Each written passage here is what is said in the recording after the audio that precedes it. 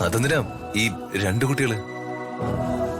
ഒരെണ്ണത്തിനെ ഇവളുടെ അച്ഛൻ, അതായത് നിന്റെ വർമ്മ സാർ കൊണ്ടുപോയാലും എനിക്ക് ലാളിക്കാനും സ്നേഹിക്കാനും ഒരെണ്ണം വേറെ വേണ്ടേ?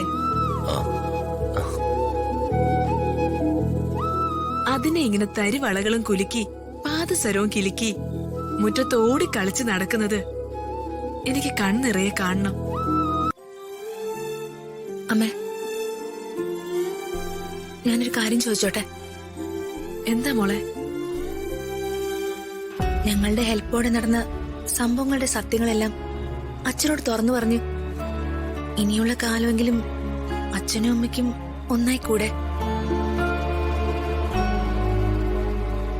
നിങ്ങൾക്ക് ഒരുമിച്ച് ജീവിച്ചൂടെ? നിന്റെ അച്ഛൻ അതിനൊന്നും തയ്യാറാവില്ല മോളെ. ആ മനുഷ്യന് അംബികയുടെ പിടിയിന്ന് മോചനം കിട്ടണമെങ്കിൽ അദ്ദേഹം മരിക്കണം.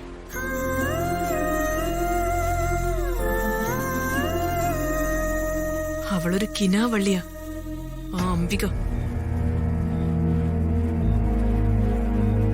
പ്രതാപേട്ടന്റെ മനസ്സില് എന്നെ കുറിച്ച് അംബിക വരച്ചു ചേർത്തൊരു വൃത്തികെട്ട ചിത്രമുണ്ട്. പ്രതാപേട്ട എന്നെ കാണുന്നത് വളരെ അധപതിച്ചൊരു സ്ത്രീയായിട്ടാ.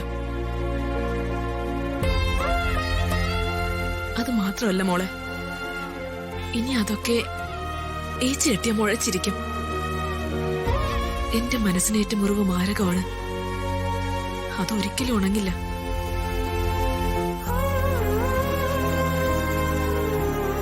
ശാപം കിട്ടിയ അഹല്യയുടെ കഥ കേട്ടിട്ടുണ്ടോ നീ? ഞാൻ അഹല്യ ഇപ്പോ. ഇനി മോചനം കിട്ടണമെങ്കിൽ പുതിയ ത്രേതായുഗം വരണം. പുതിയ ശ്രീരാമനും വരണം.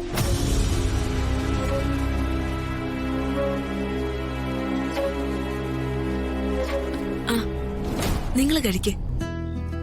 കഴിക്കുമോള്.